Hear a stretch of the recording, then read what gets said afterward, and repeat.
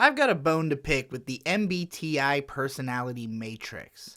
I think they were onto something with the 16 categories of people, but the way those people are characterized is completely backwards. Personality, after all, is extremely contextual and fluid. People act differently in response to different situations and different types of people. I ask you, what exactly is an introverted person? Is it someone who doesn't like to be around other people? Or is it someone who struggles to find people that they like to be around because there are so few that they can connect with?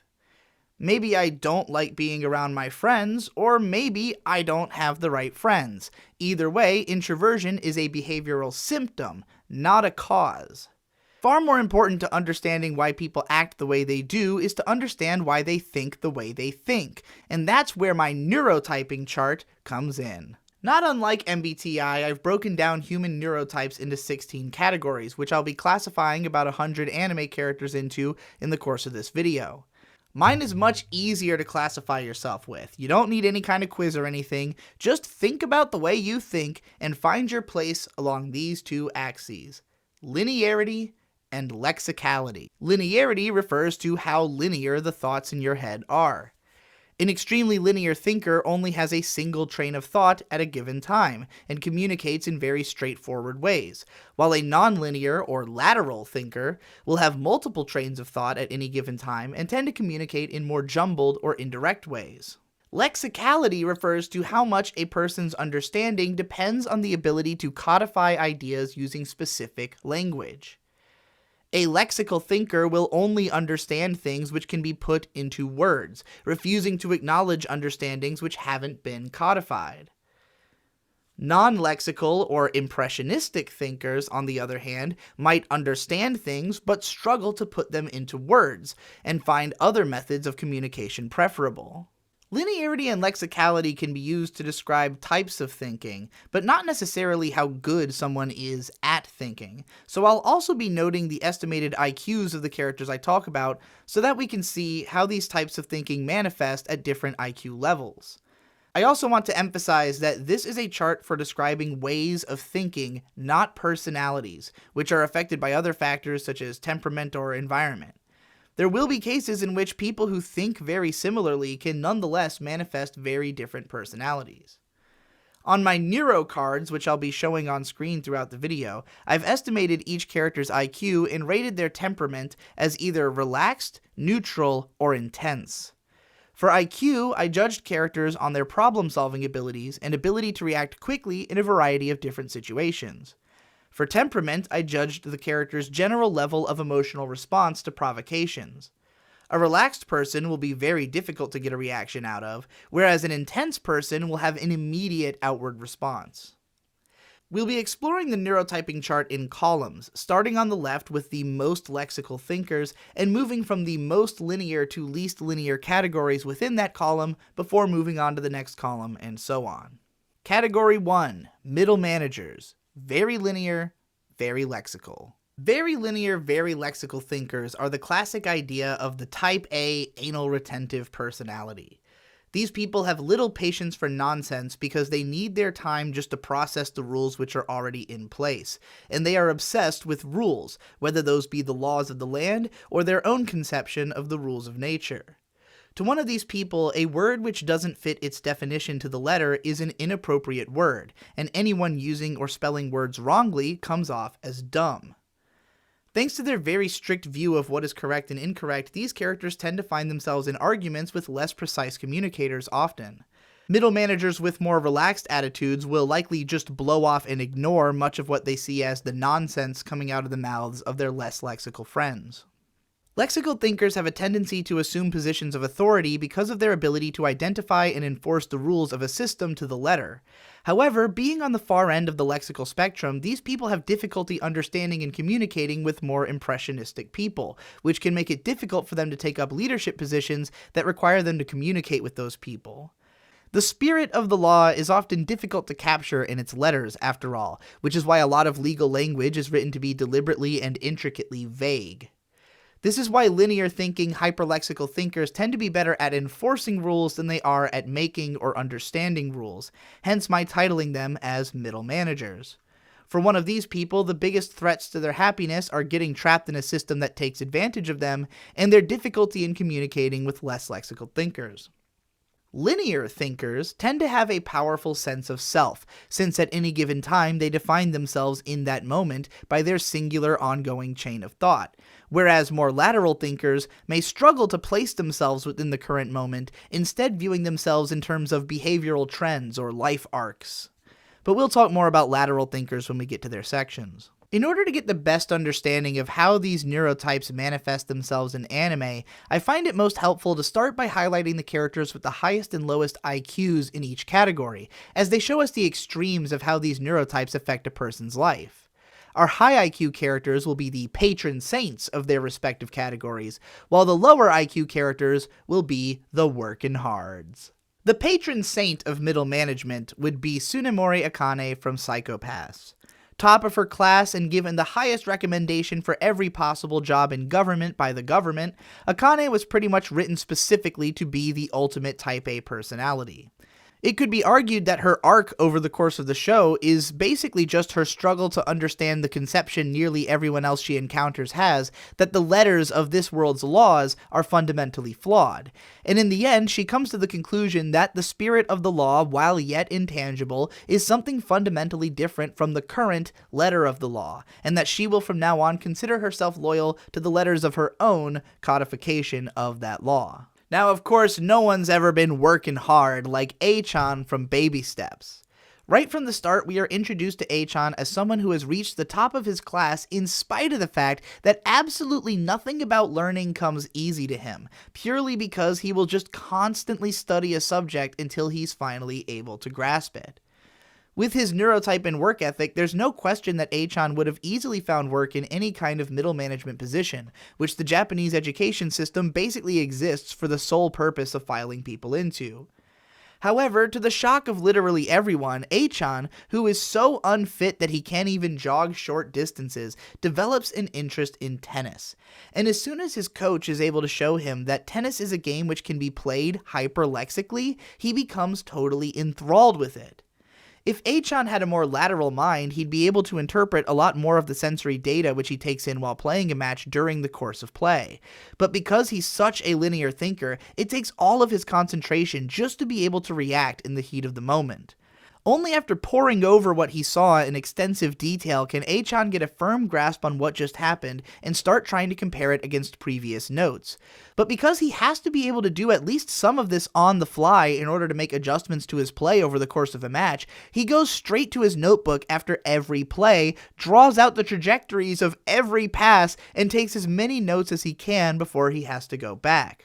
A-chan shows us how even someone with a low IQ can find a way to engage with something which might initially seem totally out of their lane, and that they can potentially advance and find happiness or success even if it takes a lot more work than it would for smarter or better fit people. Another lower IQ character in this category is Utena Tenjo.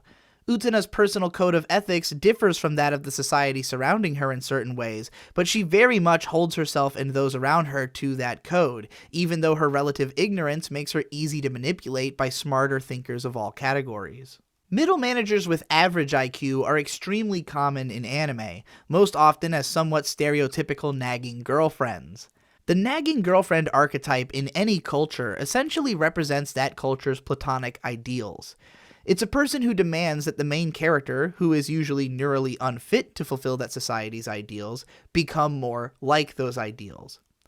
Since Japanese society is very lexically driven, characters like Yoko from Gurren Lagann, Kagome from Inuyasha, Steph from No Game No Life, Winry from Fullmetal Alchemist, Kaname from Fullmetal Panic, Misty from Pokémon, and of course Chiri from Sayonara Zetsubo Sensei are all highly critical of risky behavior, annoyed by egotism, and of course in love with their man's mysterious, unplaceable charisma for a reason that's always out of grasp. If you put this character type into a group of girls, they fulfill a similar straight man role, as in the cases of Mio from K-On! Or Kagami from Lucky Star. Guys with personalities like this will have their friends asking, "What are you, my wife?" all the time. Jet Black from Cowboy Bebop is probably the only guy structured enough to keep a hold on Spike. Shinpachi tries his damnedest to do the same for the crew in Gintama, but he's trounced by the fact that his companions are just more intelligent. Rosyu's dedication to data nearly led him to shoving humanity back underground in Gurren Lagann, but luckily risk-takers prevailed.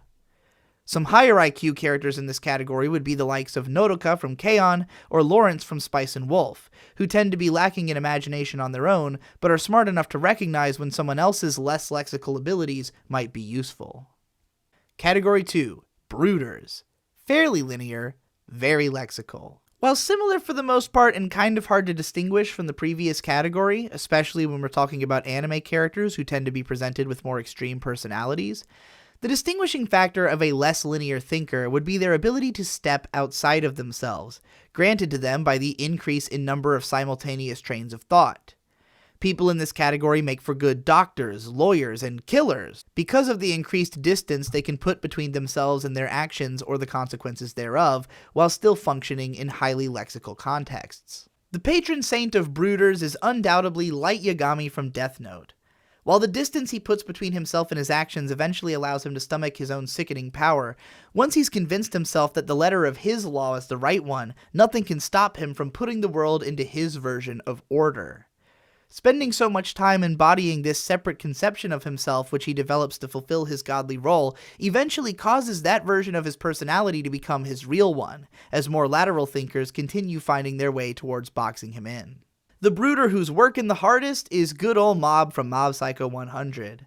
Not unlike Achan, Mob tasks himself with a physical challenge outside of his wheelhouse, although since he lacks a coach who can easily help him to understand how to make progress with his exercise, it remains a slow and difficult slog.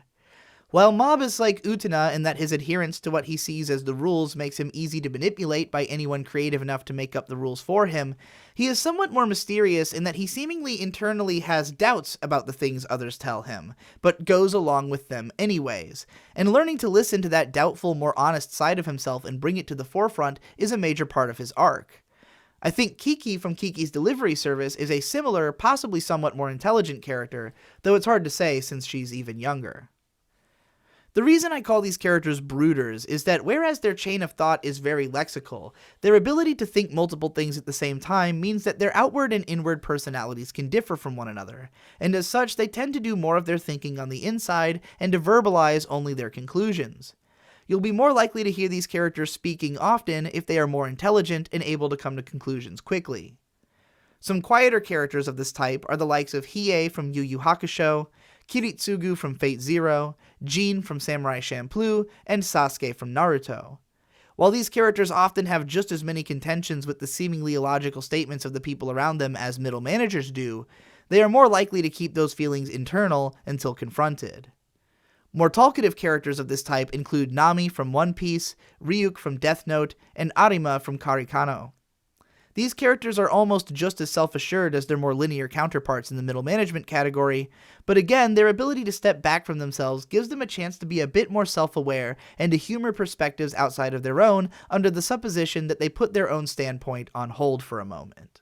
Category 3. Technicians. Fairly lateral, very lexical. Technicians are one of the more common types of characters found in anime, likely because many fans and creators of anime fall into this category. Technicians are usually thinking about a few unrelated things at once, but they still very clearly understand those things in lexical terms, which makes them great for jobs that involve keeping track of huge amounts of data in service of developing a greater whole, such as coding, accounting, and even most styles of animating, given it requires drawing the same thing over and over with slight variations while keeping track of how they affect the whole of the cut.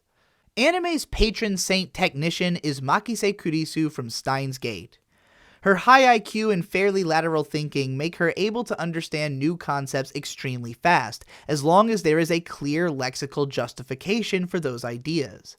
Not unlike the bossy middle managers we talked about before, the most difficult thing for her to deal with is the nonsense logic of a less lexical, lower IQ, and even more lateral thinker like Okabe, but we'll get to him later. Tosaka Rin from Fate Stay Night is kinda the same type of thinker, but for magic.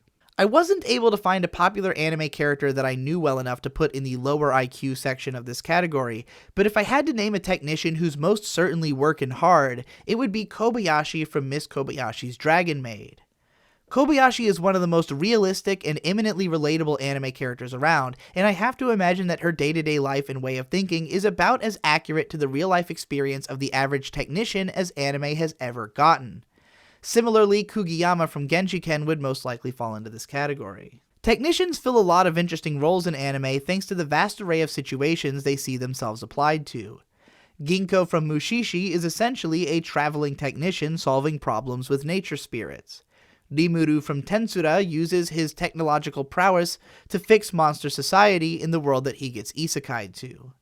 Ritsuko from Evangelion and Liron from Gurren Lagann need their lateral thinking abilities just to keep up with the data outputs and repairs for all the giant robots they have to oversee, as do many other anime scientists, while Blackjack is sort of the ultimate doctor thanks to his lateral mind. Killua from Hunter x Hunter is a sort of murder technician. For examples of characters like this who haven't graduated high school yet, look no further than Hanekawa from the Monogatari series and Mei from Manabi Strait. It is worth noting that because lateral thinkers have somewhat faster and more chaotic minds than the average person, they can preoccupy themselves with their own thoughts and interests more easily than linear thinkers, and will more quickly become disinterested or bored with things that don't interest them.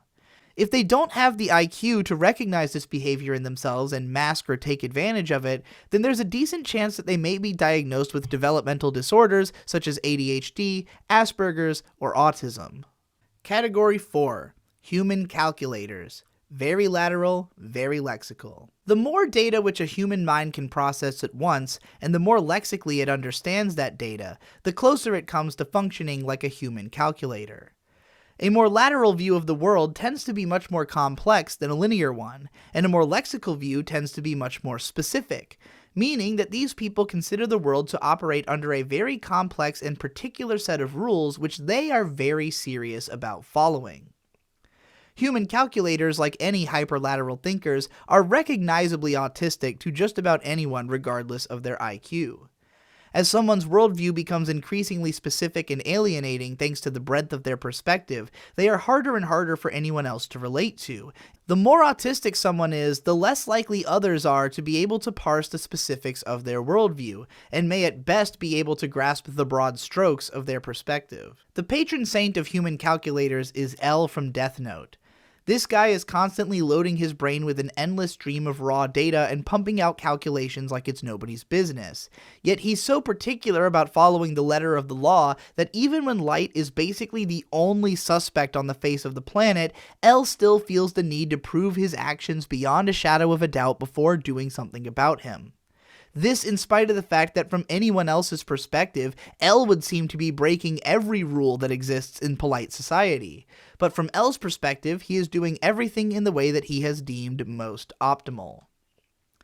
It is very rare that these characters are portrayed in anime as anything less than super geniuses, but thankfully there's one boy working hard enough to give us an idea of how this idea would manifest at a lower IQ in the form of Sosuke Sagara from Fullmetal Panic. This guy's hyperlateral thinking allows him to make quick decisions and protect his ass on the battlefield, where knowing the most logical decision to make in a given situation will usually prevail. However, his hyper-specific understanding of how to survive in the world has little application in the daily life of a Japanese high schooler. And because Sosuke is an idiot, his attempts to identify the best course of action in situations he doesn't understand leads to taking the wrong actions constantly. Mostly, though, I could say all the same things about the rest of these characters that I did about L. Shiro from No Game No Life, Smile from Ping Pong, and Yuki Nagato from The Melancholy of Haruhi Suzumiya are all unintentionally eccentric geniuses who can run through countless possibilities in their head at Mach speed and choose just right conclusions based on their understanding, which will only be skewed in situations where less lexical interpretations of inputs were necessary for understanding. And with that, we've made our way to the end of the first column. It's interesting to think about the kinds of shows which more lexical thinkers tend to appear in. Human calculators and middle managers are both pretty easy tropes to create characters with, but they are rarely presented with the nuance that someone who actually thinks like one of those characters would present themselves with, given that any neurotype at the corners of this chart is just far enough outside the bell curve to be somewhat unusual. Technicians are plentiful within the medium, likely as they are very relatable characters to many anime creators, while brooders are comparably somewhat rare and harder to pin down. If I had to pick a single show which I think best represents the middle management mode of thought, it would be Baby Steps, for the reasons I described previously, while Inuyasha is one of the few action-oriented fantasy shows to feature a character like that as the female protagonist. For Brooders, Death Note is obviously iconic, as is Mob Psycho for reasons previously described, and I think it'd do you good to check out Karekano as well, especially if your home life is troubled at all. Technicians will probably love sprawling adventure shows with clearly defined rules and narrative arcs, like Fullmetal Alchemist, Hunter x Hunter, and One Piece, and relax with relatable fare, like Dragon Maid, Genshiken, and Mushishi. Or, if they want whiplash between both of those feelings, they can check out Steins Gate and Tensura. For a human calculator, it can be absolutely nothing less than Legend of the Galactic Heroes, as complex and yet without lexical flaw as anime has ever been. Also, any massively complex franchise is a pretty good bet for anyone on the more lateral side of the spectrum, but after all, it is the goal of most medium to have some level of full spectrum appeal. Your neurotype is not going to completely determine what you do or don't like if the media is somewhat complex, but there is definitely media that skews more towards certain neurotypes. If you feel like you relate to one of the characters we've talked about so far, and you're wondering if you can find any anime YouTubers that might satisfy your type of thinking, then I have some suggestions. If you're a living calculator, check out Pause and Select, Econ, Rikafag, or The Pedantic Romantic. For technicians, you'll be looking for Best Guy Ever, or The Canepa Effect. Brooders, I don't have a lot for you, but maybe check out my old buddy Bakaraptor. And middle managers, I'm sorry, but if there's an anime YouTuber who is perfect for you, then I don't know about them because frankly, y'all are the least relatable people in the world to me. With that out of the way, let's move on to the next column and talk about less lexical thinkers. Category 5, Reasonable People. Very linear, fairly lexical. While linear thinkers are usually very straightforward in their communication, that doesn't mean that they can only ever communicate things through words. In fact, I would argue that the human brain was fundamentally designed to be able to understand things without the use of language. Lexical thinkers aren't incapable of harboring impressions somewhere within their minds, but those impressions lack any concrete sense of meaning to them until they are able to be codified somehow. Reasonable people, on the other hand, while still mostly relying on language to communicate, are more capable of listening to their gut and considering the validity of ideas which they have yet to fully codify, even if they may continue working towards codification. While it's hard to find a character like this with an especially high IQ, there's no doubt that the category's patron saint is Saitama from One Punch Man. Compared to the extreme personalities surrounding him, he is almost serenely placid and perfectly reasonable towards most circumstances and people. You could even say it's like his superpower, besides being One Punch Man. Whereas middle managers almost never get to be the stars of action-adventure series, reasonable people are fairly popular as older teen protagonists in shonen manga, and none is working hard like Yusuke Urameshi, who's just a regular, reasonable guy constantly beset by the unreasonability of the world around him, and since he lacks the intelligence to deal with things rationally, he spends a lot of time pissed off, confused, and flailing in the dark. But after years of learning, training, and taking responsibility, he becomes a big damn reasonable hero. Similar things could be said of Ichigo from Bleach, Chihiro from Spirited Away, or even Hikaru from Macross. These characters can play great supporting roles to less reasonable or more lateral characters as well, as do Zoro from One Piece, Naotsugu from Log Horizon, Jigen from Lupin III, and Azusa from K-On! In Genshiken, part of the joke is that Saki Kasukabe is this type of person, but is made to seem unreasonable from the perspective of the unreasonable people surrounding her. Category 6. Caretakers. Fairly linear, fairly lexical.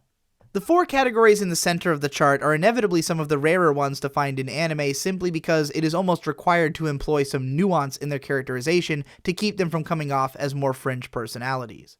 When I first created this category and called it Caretakers, I initially second-guessed the classification, thinking it too specific, and yet every anime character I could find who fit this category could also perfectly be described by the word caretaker in some sense, which either means that it's the only context anime has found to employ this neurotype, or that people of this neurotype are just intrinsically predisposed to caretaking roles. Considering their placement on the chart, it kind of makes perfect sense, because they're in the best position out of any neurotype to be able to understand people of the largest different number of other neurotypes, and to help organize and codify those people's ideas.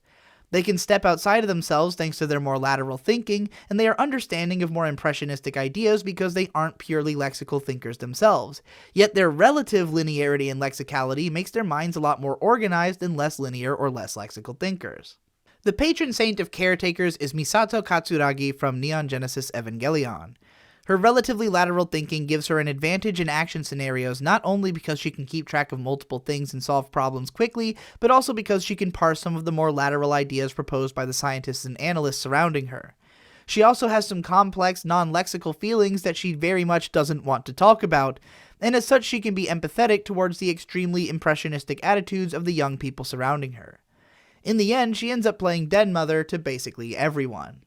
While I wouldn't consider him to have a below-average IQ, Takasu Ryuji from Toradora is most definitely working hard.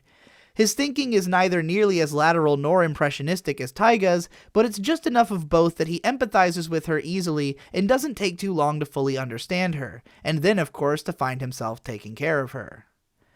Depending on their temperament, caretakers can range from gentle-hearted but stern-willed characters like Fate from Nanoha, Haru from Beastars, Asuna from Sword Art Online, Brock from Pokémon, and Shirayuki Hime, to more sarcastic, begrudging caretakers such as Kyon from Haruhi or any of the main guys in Air, Clannad, or Canon. Category 7. Quick-Witted. Fairly lateral and fairly lexical. While you may think that being in one of the central squares would mean that quick-witted people have just as easy a time getting along with others as caretakers, this isn't necessarily the case, as more lateral thinkers will inevitably come to have much more specific and complex worldviews than more straightforward thinkers. While they still do have more of an ability to understand and communicate with people across a larger chunk of the chart than most hyperlexical thinkers do, it is likely that the perceived cleverness of these quick-witted types will be relative to their audience. Holo from Spice of Wolf is of course the patron saint of witty characters. Whereas hyperlexical characters have more of a tendency to focus on the exact meaning of words, those with a more impressionistic view of language will tend to view it as something to be toyed with, and to deliberately navigate the gaps in its ability to communicate. Holo uses her more lateral and less lexical take on language to tease and entertain her friend Lawrence, whom we've previously identified as a high IQ middle manager. Quick-witted characters occupy a range of personalities, on account of this likely being another category into which a lot of anime fans and staff would themselves be placed, given it's only a small step to the right of technicians, and that being an animator means being a technician in a medium which is essentially non-lexical by nature. For a more realistic take on a high-intellect person of this neurotype, look to Yukino from Karekano as a main character, or Kensuke from Evangelion as a support. A more realistic and incredibly unfortunate low IQ example is of course the infamous Tomoko from Watamote, who's working hard in her own way. I was tempted to put Kirito into the low IQ section of this category, but I think Reki Kawahara was trying to write him as a high IQ technician and failed because he himself is a low IQ fast-thinking author, which is why I tried to stick with well-realized characters for most of this chart. Ryugamine from Durarara and Watashi from Humanity Has Declined are more intelligent characters in this archetype with a lot of interesting outlooks on the society around them, while I'd argue Lupin III is perhaps even more over-the-top intelligent than Holo as a character in this category, though I didn't want to pick him as the patron saint simply because Holo's show is almost dedicated to communication. To put it another way, conversation is a game which Lupin loves to play to win. So does Faye Valentine from Cowboy Bebop while I'm at it, whereas Holo plays just for fun. You could probably say the same about Shinobu from Monogatari, but she's a bit more blasé towards conversation as compared to Holo.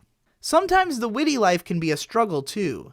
Simon the Driller started pretending to be a purely lexical thinker after an earthquake killed his parents and scared him straight, but the outlandishly impressionistic Kamina brought that part of him back to the surface and put him into this category.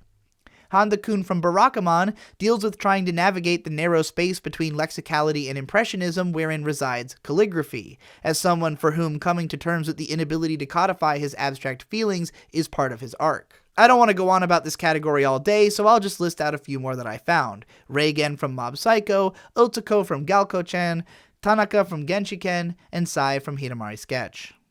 Category 8. Analysts. Very lateral and fairly lexical. Not unlike quick-witted, analysts are common in anime because it's a common neurotype of anime creators and fans. While a lot of these people may feel like human calculators with the sheer amount of information constantly bouncing around in their heads, most people aren't quite as hyperlexical as the people we talked about in the previous column, especially if they are, again, interested in an inherently somewhat non-lexical medium. It is precisely that slight impressionistic slant which creates the analyst, out of their desire to attempt to codify that feeling as lexically as possible to get the best understanding they can. While a living calculator is unlikely to trifle itself with considering yet unproven possibilities, analysts will gain a sense of something before they have the ability to codify it, and then work towards the ability to do so. Picking a patron saint of analysis is difficult, as there are multiple high IQ characters deserving of the title, but I'm gonna have to hand it to Sora from No Game No Life, as I think he represents the clearest conception of the archetype. Sora is extremely intelligent and wealthy with technical knowledge, only slightly less so than his adoptive sister, the living computer Shiro, even being 7 years her senior. But what he's got on her is imagination. Sora figures out what he needs to do and does it often as soon as he's finished understanding it, and before he's found enough words to describe his reasoning, which once he does, he will do in extensive depth. All it really takes is the understanding that impressionistic ideas exist to begin taking a lexical approach towards deconstructing impressionistic understandings, affording the analyst much more capability in translating impressionist ideas in ways that even a living computer might be able to understand, while still understanding that there will never be enough words to communicate anything accurately. Their ability to get at least a loose lexical grasp on the impressionistic reasoning of the people around them makes them excellent leaders and tacticians, as well as extremely dangerous manipulators. On a sliding scale of innocent to evil high-Q analysts, I'd put Senku from Dr. Stone, Shiroi from Log Horizon, Lelouch from Code Geass, and Shinra from Durarara. But of course, not everyone who tries to do analysis is necessarily good at it, and anime loves to make fun of these characters for thinking they've decoded the universe when they're actually spewing a bunch of nonsense. The perfect mid-IQ analyst, of course, is Ocarine from Steins Gate. In dramatic, ironic fashion, a lot of Okarine's manic ravings do turn out to be correct. It's clear that his impressionistic idea of what's going on in the world isn't unfounded, but his ability to explain it is lacking thanks to his substandard scientific knowledge. Haruko from Fooly Cooly is similarly rambunctious and seems to think she has all the answers, having an easy time manipulating a naive child like Naota, but in the end she underestimates Naota and is undone by her loose and somewhat idiotic approach to her goals.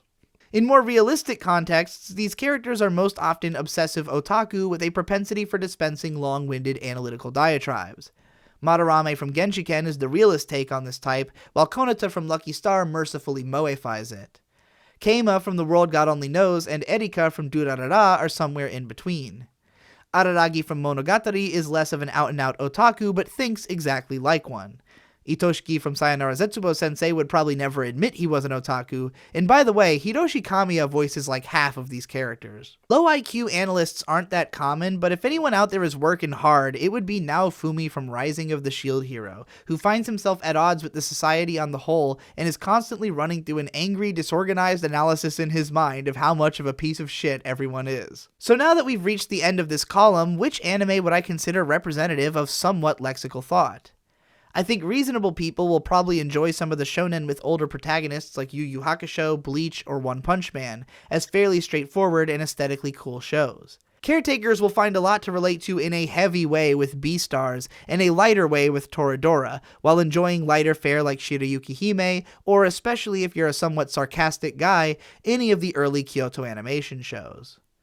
Quick-Witted viewers might enjoy stuff like Spice and Wolf, Crest of the Stars, Kare Kano, Durarara, Humanity Has Declined, Konosuba, Cromartie High School, or basically anything really. I mean, anime is largely made for people in these lateral mid-categories. If you're an analyst, just open up my anime list and watch everything I've given a 10 out of 10. For reasonable people, I would recommend Hero for your anime recommendations. Caretakers would probably appreciate Super Eye Patch Wolf and Keiko Cat. Quick-Witted people might appreciate Core, and really most anime analysis channels, and of course, if you consider yourself to be an analyst, then you probably feel like most anime analysis videos just state conclusions you've already come to, or would have if you watched the same thing. There's only one place where you can come for analysis of analysis itself, and that place is right here on the Digibro channel. Now, it's time for us to finally cross over to the impressionistic side of the chart. Category 9, Clearsighted. Very linear, fairly impressionist. Impressionistic understanding is often referred to as emotional or non-verbal understanding, including in this video for the sake of variety and ease of understanding. But neither of those is quite accurate. Lexical thinking does not mean thinking in words, per se, but thinking with lexemes, i.e. the units of a lexicon. You may have heard analysts refer to the idea of a visual lexicon before, referring to images which become lexemes within the visual language of a medium, which are then repeated by an artist or by other artists. Even a computer could technically create an original image by calculating visual possibilities on the basis of analyzing images in terms of lexemes. However, a computer can never create a new lexeme from whole cloth. It can only identify those which have been analyzed. The human mind is often compared to a computer, and it's possible that impressionistic thought is technically created through esoteric arrangements of unidentified lexemes. But we have yet to find a way to program a computer to do this automatically at a level which even approaches what the human mind is capable of impressionistically. Extending this computer metaphor, one could think of the laterality of thought as being similar to a computer's random access memory.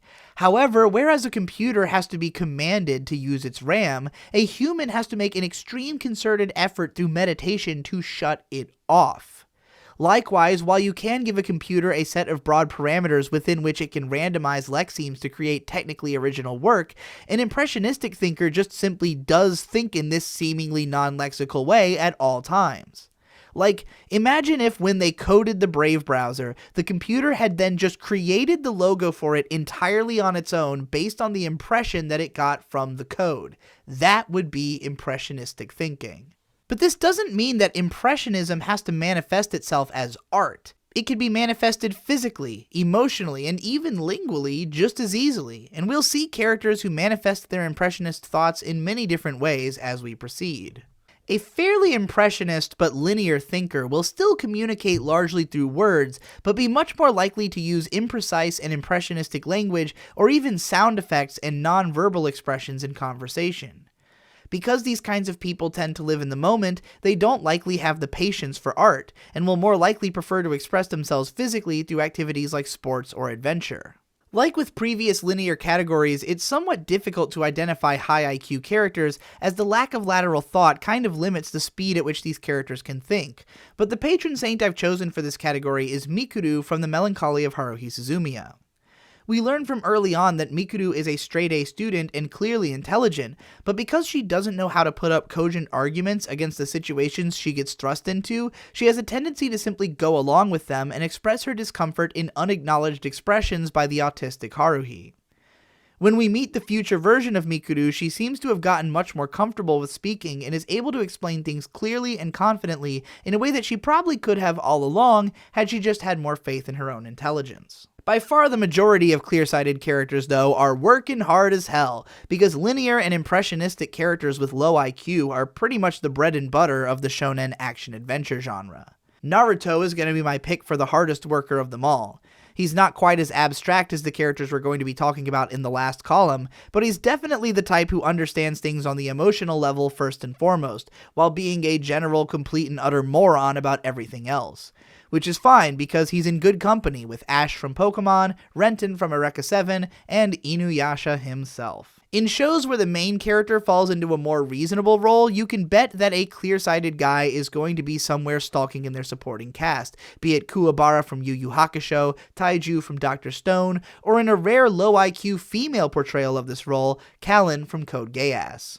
That isn't to say that there aren't plenty of girls on this side of the chart, of course. After all, women are typically seen as being more commonly impressionistic in thought than men. Actually, I think it's fair to say that the ability for a woman to think impressionistically and still be intelligent is far more commonly suggested than a man's ability to do the same. When a man has more impressionistic tendencies, it tends to be blamed on his lack of intelligence, even if he ends up being the one who solves everyone's problems and saves the day in the end. It's obvious that the authors of stories like that are trying to say that this more impressionistic form of thought has value.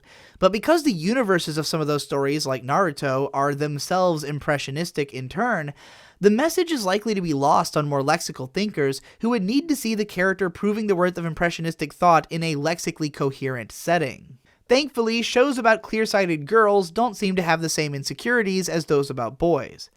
Madoka Magica, Lyrical Nanoha, and Cardcaptor Sakura all tend to feel very strongly for the people around them and dedicate the whole of themselves to helping others in the heat of the moment.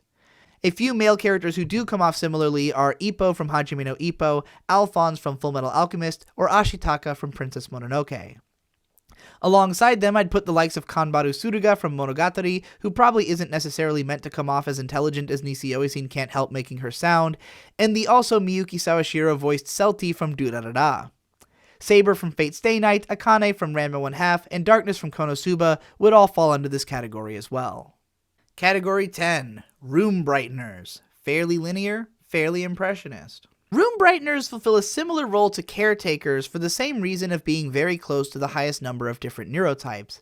But whereas Caretakers tend to be focused on providing care for others in a more logistical sense, Room-Brighteners, as the name implies, have a tendency to bring emotional nourishment to the people around them through their own self-expression. This isn't to say that all of these people will brighten everyone's day all of the time, but their presence tends to comfort people in all of the more linear and at-all impressionist categories by creating an atmosphere in which it is clear that you will not be judged for your ability to portray yourself lexically. Because these people have more than a singular train of thought, they are capable of developing front-facing personas that they don't have to intellectually embody in the same way that linear thinkers do, allowing them to craft those personas. And whereas lexical thinkers will craft these personas around systems of logic, impressionists will craft them around systems of aesthetic. My patron saint of Room-Brighteners is Nyanta from Log Horizon. Nyanta is an older gentleman, a hardcore role-playing furry that says nya at the end of his sentences, and acts like a swashbuckling knight of some denomination. He is intelligent and wise, patient and considerate, understanding, and highly capable of communicating even with more lexical thinkers through carefully worded metaphor. His presence is a comfort to others because you'll never feel like you have to put on airs around a guy who talks and acts like a cat, no matter how sagely the stuff he says. It's no surprise that the caretaker Serara admires him so much. Porco Rosso has a similar presence to Nyanta, even if his disarming appearance wasn't crafted as a matter of choice. A Room-Brightener has a lot more opportunity to succeed even with relatively low intelligence than other categories, because people are generally drawn to their presence, which is why I nearly titled this category Pop Stars. And after all, Minmay from Macross keeps working hard at her family's restaurant even after becoming a famous pop idol aboard the Macross. Minmay has her own kind of wisdom in places, so I wouldn't go so far as to call her a total fucking moron, but she certainly knows how to act like one. But it's not like everyone who's born to be a pop star necessarily gets the opportunity. Dororo is without a doubt a delightful personality, but as an orphan child in feudal Japan, their gift of gab isn't good for much more than trying to sweet-talk people. Fu from Samurai Champloo is older, cuter, and further in the future, so she fares a little bit better. Galko-chan has this effect on people, but her particular choice of aesthetic also leads to a lot of misunderstandings. Ayame from Shimoneta would be an absolute blast if she wasn't trapped in a society in which the concept of dirty jokes doesn't exist, thanks to regulation. Kazuma from Konosuba is definitely this kind of person, but because he's such a bastard, no one wants to admit how much they love him, but everyone does. Not all of these thinkers are as self-assured or outwardly expressive as those, though. Characters like Mayoi from Monogatari, Tsukasa from Lucky Star, or Yunochi from Hidamari Sketch are comparably low-key, and part of Yuno's arc is her journey to discover her own aesthetic out of an admiration for the impressionist output of other creators. Naota from Fulikuli seems like someone who thinks this way, but is only just coming to even understand himself by the end of the show. This kind of frustration can be seen in Soul Eater as well, who is much more outwardly aesthetically driven, but also hasn't quite nailed down exactly the kind of person that he wants to be yet. Masaomi from Durarara is in a similar position, though he's been put there as much by external forces as by inner conflict. Category 11. Shadow Caretakers. Fairly lateral, fairly impressionist. In a similar way to how caretakers seem inclined to assist more lateral and more impressionistic thinkers to organize themselves, shadow caretakers seem driven to do something similar in reverse, offering emotional comfort to more lexical and linear thinkers, because they find themselves in the middle of all the extremes. However, while these people may be uniquely predisposed to understanding and knowing how to help others, they don't necessarily have the words to explain their complex impressionistic ideas. These people will most likely develop a powerful sense of defeat over the course of their life at how often they are misunderstood, and will either need to constantly refine their communication to reach people more clearly, or give up and simply choose to explain themselves as little as possible, except in contexts where they are made to feel comfortable speaking freely. This guardedness can keep them feeling distant to even the people that they care about the most, and keep them watching those people from the shadows more so than directly interacting. Given that I named this category Shadow Caretakers, a lot of these characters will fit that description very literally, but my patron saint of the category definitely doesn't. She's the loud and boisterous Asuka from Neon Genesis Evangelion. Asuka is an obsessive admirer of the high IQ Room-Brightener Kaji, for whom coolness and charisma are second nature. Asuka thinks similarly to Kaji, but her lexicon for projecting her idea of coolness is vastly more complex. She obsessively customizes her behavior in order to craft a specific character that she considers to represent her innermost intentions about her identity. But to more linear thinking observers who aren't used to the idea of a more chaotically crafted identity, the level of craft put into her performance gives it an appearance of facade. Asuka is smart enough to be aware of this, which is why she's gone out of her way to learn how to justify herself lexically, readily diving into explanations about why her worldview is correct, because she can't tolerate people getting the wrong idea about her impressionistically expressed intentions.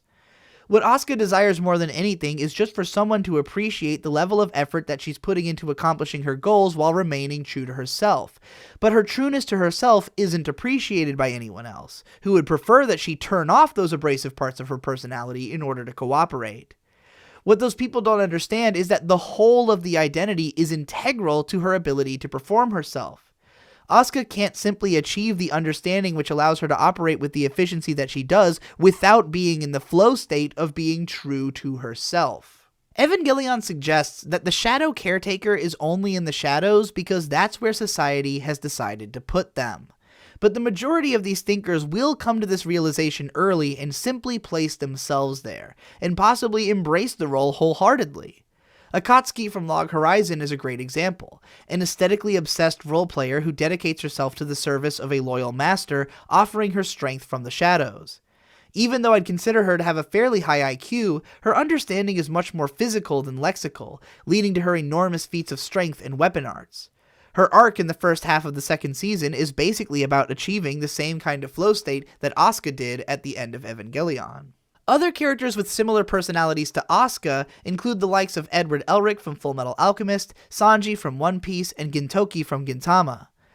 Others with personalities more similar to Akatsuki include Homura from Madoka Magica, Anri from Durarara, Kurama from Yu Yu Hakusho, Sasahara from Genshiken, Reina from Hibike Euphonium, and Legoshi from Beastars.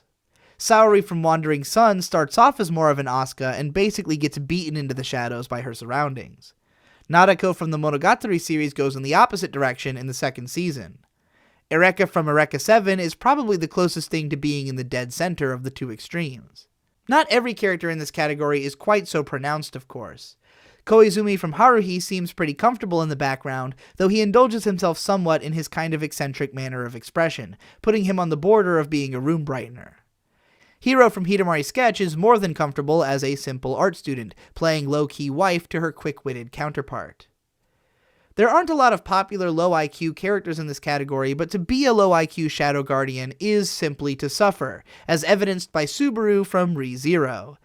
This guy has no idea who the hell he's supposed to be or what the fuck he's supposed to do, so he's working hard, ramming his head against every wall in his path until it breaks. Poor bastard. Category 12. Fascinators. Very lateral, fairly impressionist. If you thought being fairly impressionist and fairly lateral made it difficult to connect with and communicate with others, it only gets harder as understandings become more laterally complex and specific. The only thing keeping these characters from registering immediately as autistic is that whereas lexical autistic thinkers will attempt to explain themselves with an endless string of words, an impressionist is more likely to keep to themselves and let their actions do the talking. Because their logic is so opaque to outside observers, others tend to develop a certain fascination with characters of this type, for better or worse. Senjo Gahara from Monogatari will have to be the patron saint of this category because she's the one who codified it herself during the first season. It may be tempting to see Hitagi as a more lexical character as she engages endlessly in conversation with Araragi, but this has more to do with Nishio-Isin himself being a hardcore analyst who is obsessed with impressionistic thinkers. After all, Senjo Gahara treats language entirely like a game, bending it to her desire and caring way less about precise meaning than about creating an overall impression. That is, with the one person she actually feels comfortable opening up to at all. Most of the time, she prefers the stone wall approach, with a hardcore aggression policy towards anyone attempting a breach. Characters with hyperlateral minds that can't be understood have a tendency to use it for evil in anime, like with Griffith from Berserk, Gendo from Evangelion, Izaya from Durarara, or Char Aznable from Mobile Suit Gundam, all who massively manipulate everyone around them in service of some grand scheme. C2 from Code Geass sits somewhere mysteriously in between. Rei from Sangatsu no Lion would make another good patron saint for this category, as someone whose incredible intelligence manifests itself in his impressionistically hyperlateral understanding of shogi, which earns him comparison to the current reigning champion, who we eventually learn is even more dyslexic in his understanding as a result of being literally deaf. Motoko from Ghost in the Shell is similarly given a sort of power by her hyperlateral understanding of the internet. But what if one of these characters flat out didn't care what others thought of them and just laid out the full breadth of their impressionistic, hyperlateral thinking right out on the surface? That's where you find god-dare characters like Haruhi from The Melancholy of Haruhi Suzumiya or Kyoka from Kyoran Kazoku Nikki, whose confidence in their breadth of lateral understandings leads them to regard themselves as literal gods. Kyoka is more often correct, though Haruhi is extremely intelligent for a high schooler, but if you want to see a lower IQ version of this character, look no further than Isaac from Bakano, whose self-confidence persists in spite of frequent failures, only offset by what seem like inexplicable successes. Perhaps the most relaxed character in this category is Tsumugi from K-On! Not only does she seem fairly comfortable hanging in the background most of the time, but she manages to make friends who appreciate her even if they can barely understand her. We get to see a lot more of her chaotic thinking in the way that she moves and expresses herself, which isn't usually noticed by the other characters. If there's a Fascinator out there I can say is working hard, it's gotta be Tatsuhiro Sato from Welcome to the NHK. This poor dude's mind is a paranoia theater as he haplessly tries to ascribe words to the chaos of his brain, retreating from society in the process. Now that we've reached the end of this column, I hope you've got a fair impression of impressionistic thinking. I think the anime which best represents the Clearsighted archetype would be just about any magical girl show, especially Nanoha and Madoka, and plenty of shonen action stuff for younger audiences like Naruto, Eureka 7, or Pokemon. Room-Brighteners might relate with Konosuba, Dororo, Fooly Cooly, Soul Eater, and Galco. Silent Guardians are perhaps best represented by Beastars and Hibike Euphonium, with great characters in Evangelion and Madoka Magica, Wandering Sun, Genshiken, Yu Yu Hakusho, Hidamari Sketch, and Durarara that you might connect with. Fascinators definitely need Sangatsu no Lion in their lives, will probably relate heavily to Haruhi Suzumiya, and should try out Kyoran Kazoku Nikki. If you think you might be clear-sighted, get your anime recommendations from Caribou-kun. If you're more of an out-and-out room brightener, you might connect with Man Mode, Demolition D, or Nino.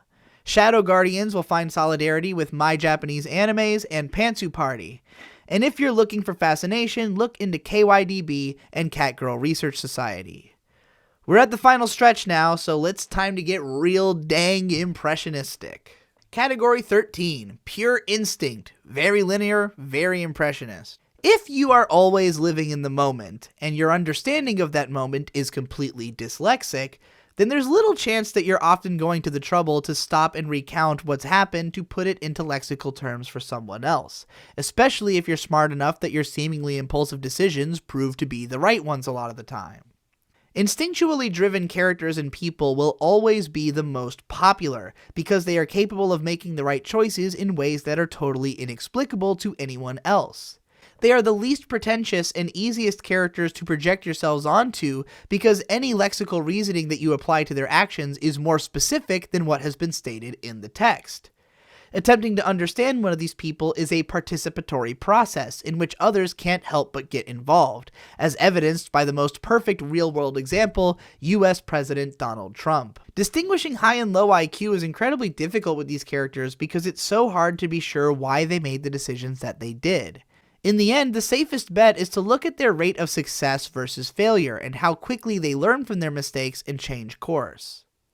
While my choice of patron saint is still too young in the story to really flex any kind of intellect, I think Gon from Hunter x Hunter is presented as much more understanding and adaptable than most of the characters in this archetype.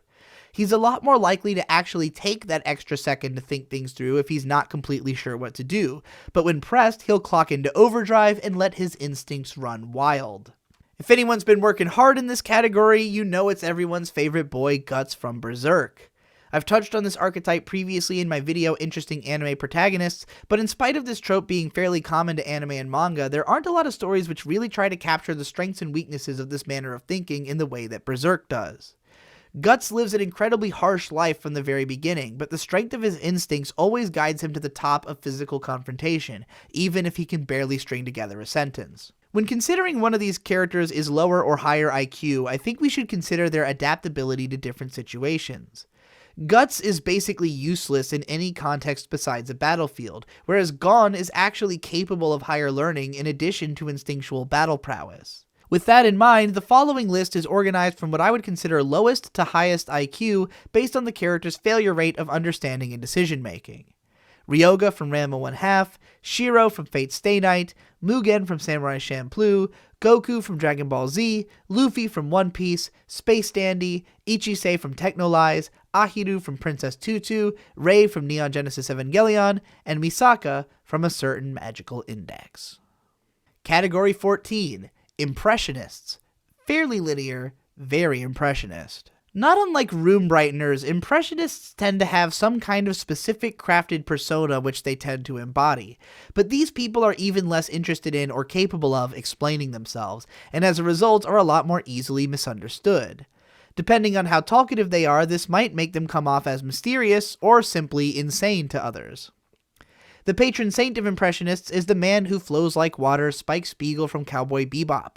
While I might not go so far as to call Spike a genius, it's readily apparent that he's always got a much better grasp on the situation than anyone would think, and is extremely quick to adapt, only bested by the sheer chaos that tends to unfold across one of his missions. Like other somewhat non-linear thinkers on the fringes though, his being a thinker makes him a bit of a brooder as well.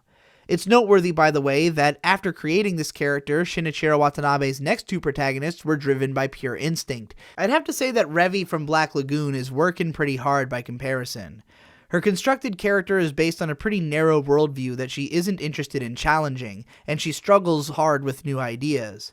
Her instincts are great in the heat of battle, and thinking doesn't seem like it has the same amount of value to her in pursuit of survival. Characters I'd put on the more linear side are the likes of Ryuko from Kill La Kill, Shizuo from Durarara, Ranma from Ranma 1/2, Vash the Stampede from Trigun, Onizuka from Great Teacher Onizuka, and Chitose from Girlish Number, who thinks that she's one of those goddamn fascination types and has to learn the hard way that she ain't that. Ritsu from K-On! Seems like a bit more of a thinker, but not by much, and certainly not above average IQ. Category 15. Aestheticians.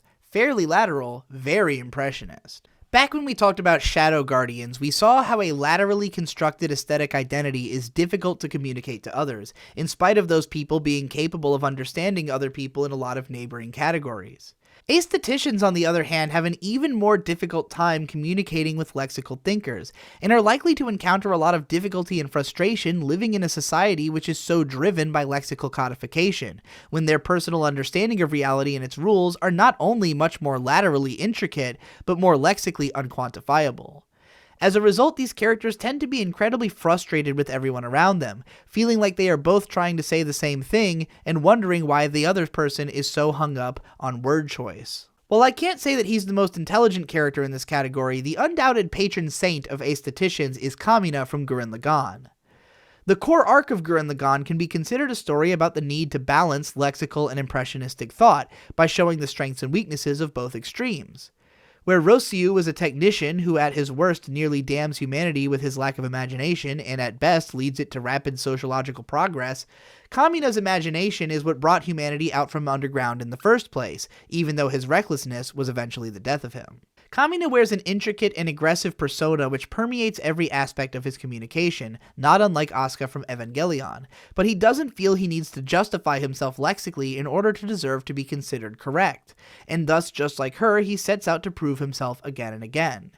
He's a bit more mature than Asuka though, and fully recognizes his need to rely on more lexical thinkers to get him out of trouble. But because his quick-witted buddy Simon was trapped in a mind prison during Kamina's final battle, he ends up making the wrong impulsive gamble. For a more grounded take on this type of character, take a look at Taiga from Toradora.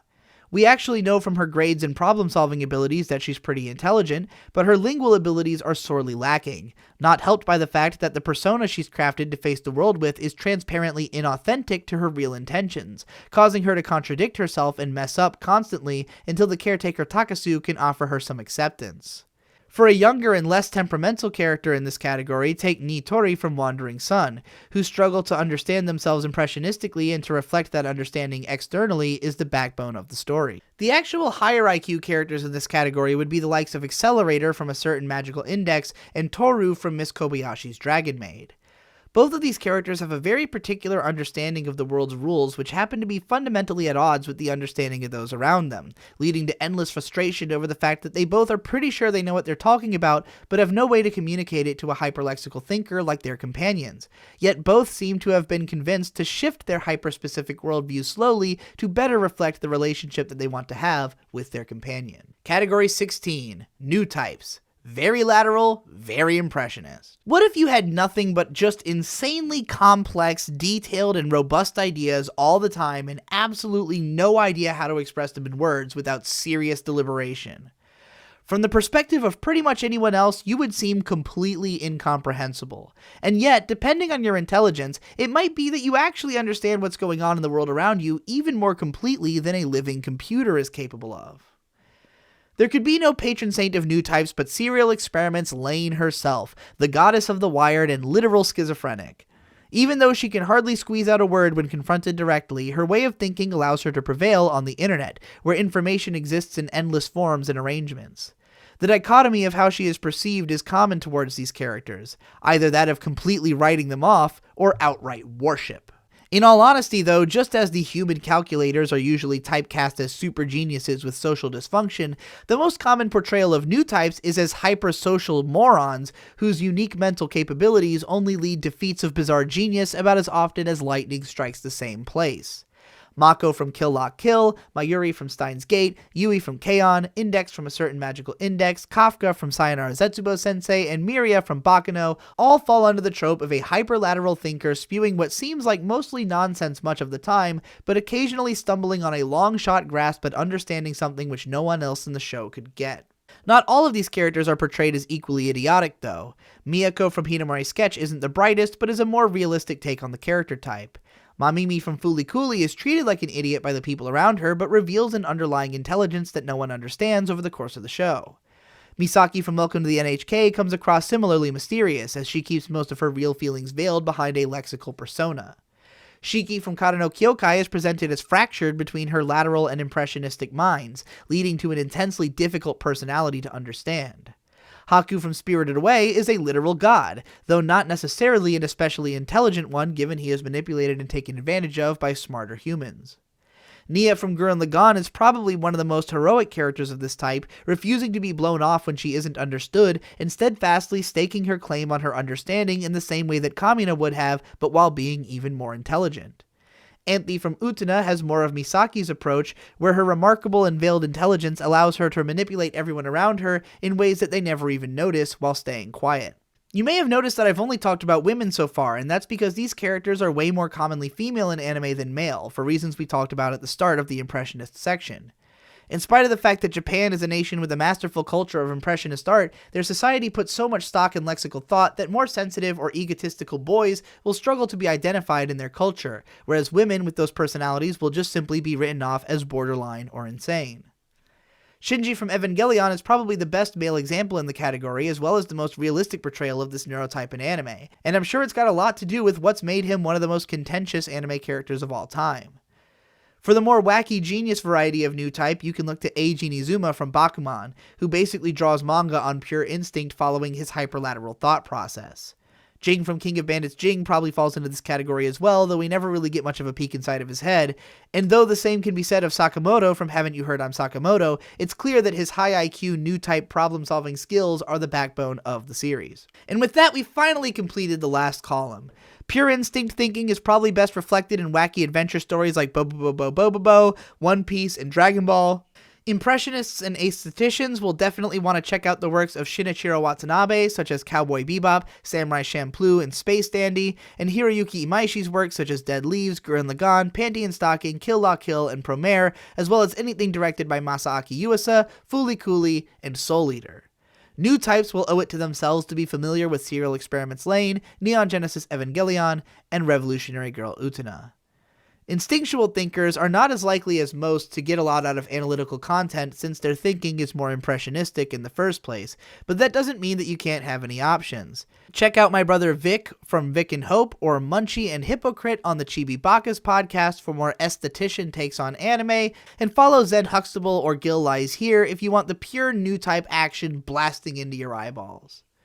So everyone, did you learn something about yourself watching this video? Which category do you think best describes you? Remember, this is all a spectrum, so everyone will probably find themselves somewhere in between a couple of categories, but leaning more to one side. Can you think of any other anime characters that you'd like to classify into these categories? Let me know in the comments and write out your justifications if you want to have a conversation about it. Are there any categories that you think need to be more clearly defined, or do you have suggestions for better names for categories? Let me know. This is basically my life's work at this point, so I might as well keep refining it. And of course, have fun making every single person in your life place themselves on my fucking neuropathy chart and turning it into the cultural institution that you know in your heart it deserves to be. Certainly more than MBTI.